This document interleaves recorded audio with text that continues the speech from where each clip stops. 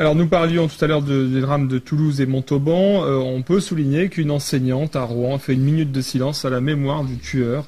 Est-ce que... Oui, il n'y a pas que ça. Il n'y a pas que ça. Il n'y a que dans toutes les écoles où il y a eu des minutes de silence, celles-ci ont été troublées par un certain nombre d'élèves qui ricanaient pendant la minute de silence, ce qui prouve bien que ce Mellah, l'assassin, bénéficie d'une sympathie dans tout un milieu qui est un milieu anti-français et qui règne dans les banlieues et dans un certain nombre d'endroits, et dans tous les milieux.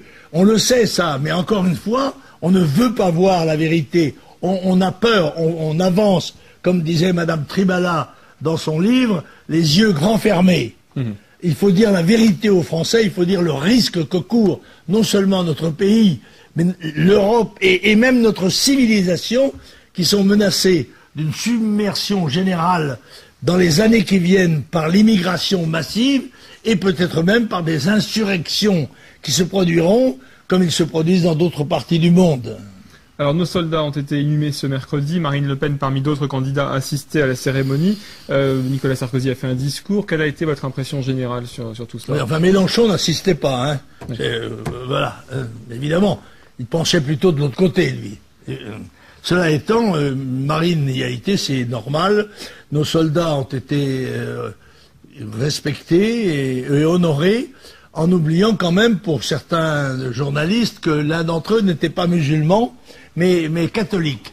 Et c'est assez étonnant d'ailleurs, parce que j'ai entendu ce matin un commentaire dire oui, mais ils étaient d'apparence musulmane.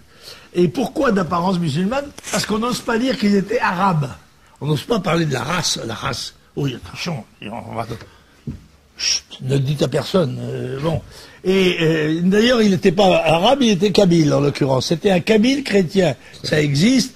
Et ce qui est remarquable, c'est que les chefs des grandes communautés, comme ils disent, religieuses, se sont manifestés à cette occasion. On n'a pas vu d'évêque catholique aux obsèques du kabyle chrétien assassiné.